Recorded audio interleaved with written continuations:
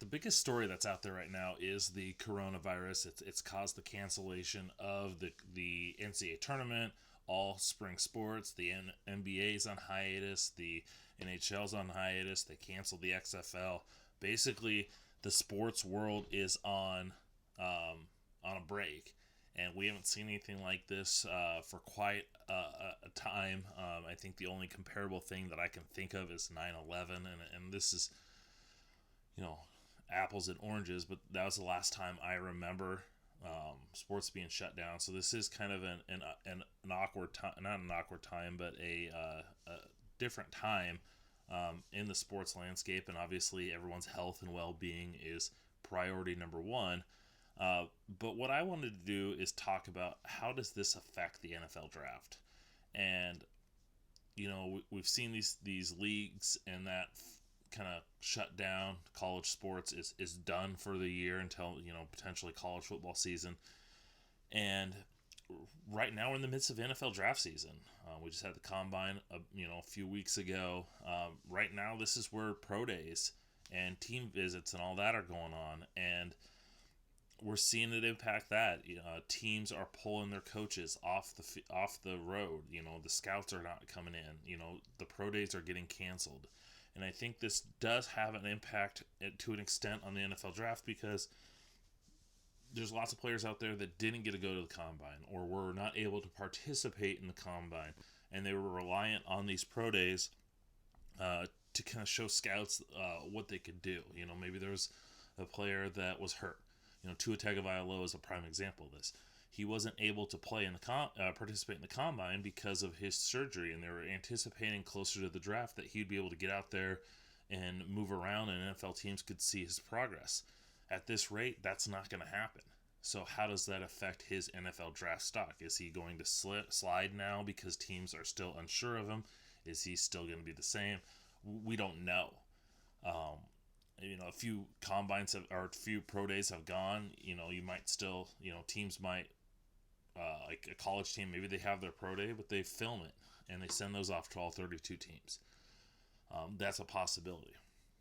As it relates to the actual NFL draft, I had seen a few people say, "Oh, it looks like the draft, maybe they'll push it back. Maybe it'll be in the summer." We had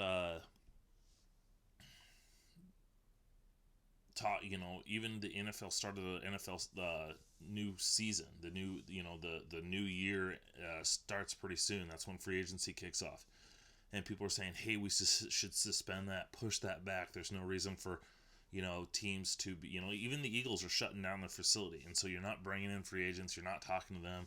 Why don't we push this back?" And even if that does happen, I have a hard time thinking they postpone the NFL draft, just because that is one event out there that you really don't need anybody.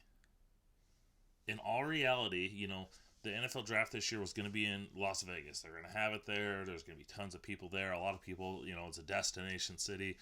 Easy to get cheap rooms, easy to get cheap flights. They were probably expecting one of the record crowds that they've had, especially after all the success that they had in Nashville and in Chicago. Las Vegas was going to be a big-time deal. And I don't think that's going to happen at all. I think at this rate, the draft is going to be fanless. And in essence, I don't think you really need anybody there. In all reality, all you could do is have the ESPN guys, crew, they're in studio. You have the NFL NFL Network, they're in studio. And so they're just doing their coverage just like if it was a studio show on College Football Saturday or NFL Sunday, whatever it may be. And the teams could stay in their facilities, and they can still, half the time they're in their facility. They're always in their facilities anyways, so they're just in their war rooms. They're phoning in their picks to the league office, or maybe they have a site at the NFL Network where they phone their picks in there, and then Roger Goodell goes up into a podium right next to the set where Daniel Jeremiah and all those guys are, and he makes the picks there. And in essence, yes, we're not going to have the fans booing Roger Goodell. We don't necessarily get to see any of the players come up and shake hands and hold their jersey up. But in essence, we still get all the drama We still get everything that you need out of the draft with the speculation, the trades. You know, you don't have to be in person to make a trade. You don't have to be in person to see a guy get picked in the top 10 that you didn't think was going to happen. So while all these things are changing, I think the one constant in this whole process could be the NFL draft, because unlike an actual game, you don't need anyone to be there. And so that's why I think, yes, things are going to change with the way that the draft is covered this year, or broadcast this year, I should say. But in essence, the draft is going to be the draft this year, and I don't see that changing.